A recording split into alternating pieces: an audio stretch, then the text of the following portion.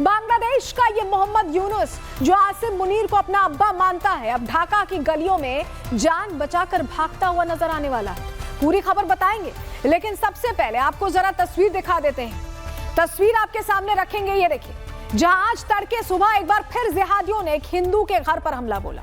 तस्वीरें बांग्लादेश के चटगांव की है, जहां एक हिंदू के घर में आग लगा दी गई और यह आग उस वक्त लगाई गई जब घर के सारे सदस्य घर के अंदर ही मौजूद थे। कट्टरपंथियों ने बाहर से दरवाजे बंद कर केरोसिन छिड़का और चारों तरफ से घर को जला दिया।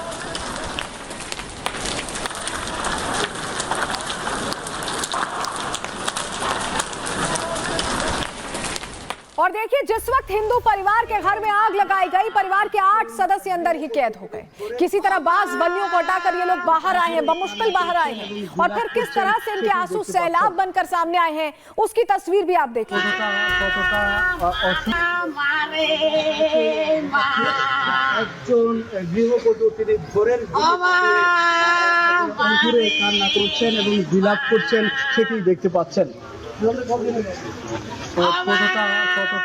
और देखिए, यही तस्वीरें वो वजह है जिसके चलते पूरे भारत का हिंदू एक हो चुका है। कल हमने पूरे भारत से विरोध की तस्वीरें आपको प्रहार में दिखाई थी, आज भी ये विरोध प्रदर्शन देखिए जारी है। तस्वीरें लखनऊ से हैं, जहां मुल्ला यूनुस के खिलाफ लोगों में भारी आक्रोश देखा जा रहा है।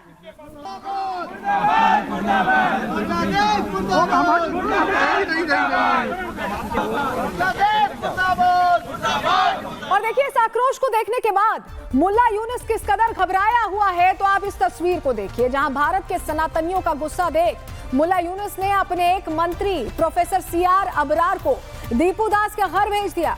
मंत्री ने दीपू दास के परिवार से वादा किया है कि हर तरह की मदद की जाएगी, लेकिन ये सब करने में दबाव ही काम आया, कोई चिंता नहीं थी यहाँ पर। और ऐसे में वसुदेव कुटुंबकम का भाव रखने वाला करोड़ों हिंदुस्तानियों का ये देश इन जिहादियों के निशाने पर आ चुका है। आप ये तस्वीर देखिए, जहां हिमांशी खुराना नाम की एक युवती को कनाडा के अंदर एक अब्दुल नाम के शख्स ने पहले धोखा देकर अपने जाल में फंसाया और उसके बाद हिमांशी की बेरहमी से हत्या कर दी गई। ये पूरा मामला अब सामने आया है। पूरी खबर क्या है, चलिए ग्राफिक्स के जरिए आपको फटाफट इस पर भी थोड़ी डिटेल दे देते हैं। टोरंटो में हिमांशी खुराना की हत्या कर दी गई। घर से हिमांशी का शव मिला है, पुलिस ने इसे हत्या करार दिया है। मामला इंटीमेट पार्टनर वायलेंस का है। अब्दुल गफूरी पर हत्या का आरोप लगा है। अब्दुल गफूरी और हिमांशी रिलेशंस में थे और अब्दुल के खिलाफ फर्स्ट डिग्री मर्डर का वारंट निकाला गया है। साल 2025 में ये टोरंटो की 40वीं हत्या है, 40वीं। भारतीय दूतावास ने गहरा दुख जताया इस पूरे घटनाक्रम पर, परिवार को हर संभव मदद देने की बात कही है। आरोपी फिलहाल फरार बताया जा रहा है, पुलिस तलाश कर रही है, लेकिन कातिल अब्दुल निकला, ये खुलासा हो चुका है। अब एक तरफ इन कट्टरपंथियों के निशाने पर हिंदू हैं, तो वहीं हिंदुओं का हौसला ये आज भी डिगा नहीं पाए। सदियों से इन कट्टरपंथियों की कोशिशों पर सनातनी पानी फेरते आ रहे हैं, और ये जो तस्वीरें हम आपको अभी दिखा रहे हैं, ये सबूत है जहां बांग्लादेश के छायानाट में कट्टरपंथियों की भीड़ ने एक ऐसे स्कूल को निशाना बनाया जहां ज्यादातर हिंदू शिक्षक और छात्र हैं। स्कूल को तो तहस नहस कर दिया, लेकिन हिंदू शिक्षकों ने भी शांति गीत गाकर इसका कैसे जवाब दिया, आप सुनिए।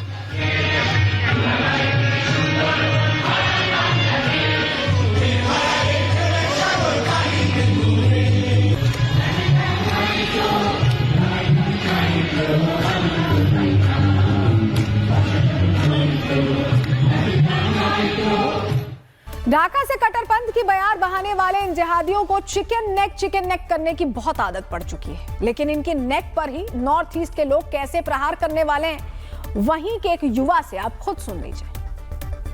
मैं बांग्लादेश के लोगों को कहना चाहता हूं, नहीं मिलेगा शेख हसीना।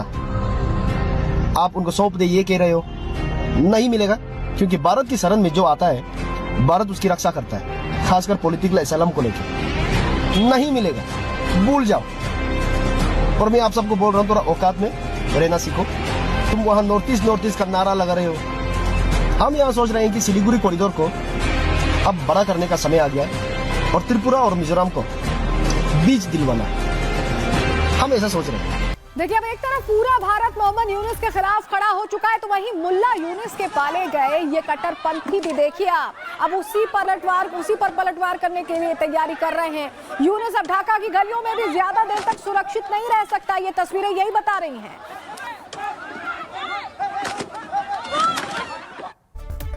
और देखिए ऐसा हम इसलिए कह रहे हैं क्योंकि उस्मान हादी के नाम पर कट्टरपंथियों को कतार में खड़ा करने वाला यूनुस अब खुद एक्सपोज हो चुका है। उस्मान हादी के भाई ने सारा सच सामने रख दिया है और बता दिया है कि उस्मान हादी की हत्या किसी और ने नहीं बल्कि खुद मुल्ला यूनुस ने करवाई थी। आप सुनिए।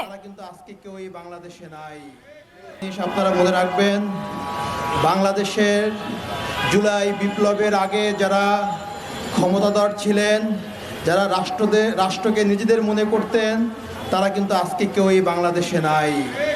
তারা পালাতে বাধ্য হয়েছে। ওসমান হাদির বিচার যদি না হয়, আপনারাও একদিনে বাংলাদেশ থেকে পালাতে বাধ্য হবেন।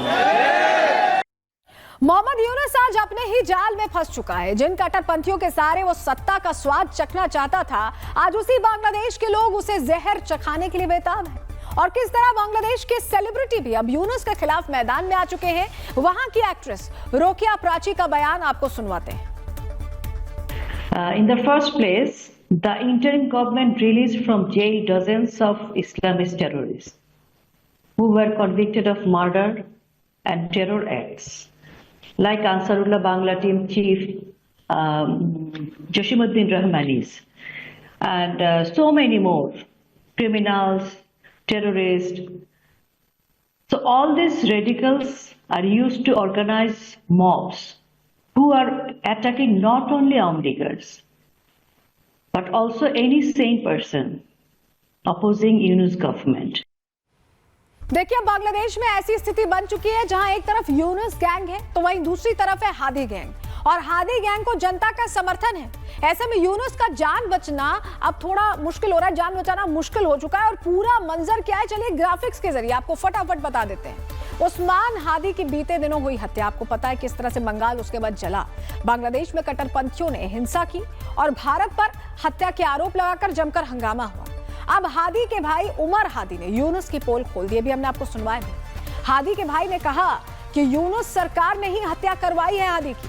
मकसद क्या है यूनुस सरकार का, यह भी एक्सपोज किया है। कहा है कि फरवरी में जो आम चुनाव होने वाले हैं वो यूनुस दरअसल टालना चाहते नहीं है कि फरवरी में चुनाव हो, उनकी सीट बची रहे। भाई ने धमकी भी दी है कि यूनुस को अब देश छोड़कर भागना पड़ेगा। हत्यारों की गिरफ्तारी के लिए 30 दिनों का अल्टीमेटम हादी के भाई ने दे दिया है और सीधे कह दिया है कि यूनुस को अब बर्दाश्त नहीं किया जाएगा।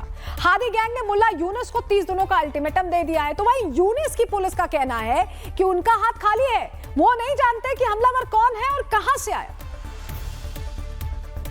বলি শেষ অবস্থানটা কোথায় এটা জানলে তো আমরা আপনাদের সামনে হয়তো এই ব্রিফিং এরই হয়তো এইভাবে দরকার হতো না। শেষ অবস্থানটা সুনির্দিষ্টভাবে আমাদের কাছে এইভাবে তথ্য নাই। আমরা নানাভাবে আমাদের তদন্তকারী অফিসাররা, আমাদের গোয়েন্দারা চেষ্টা করে যাচ্ছে। আর যেটা আপনি বলেছেন যে উনি সে আসামি বর্ডার পার হয়ে চলে গেছে।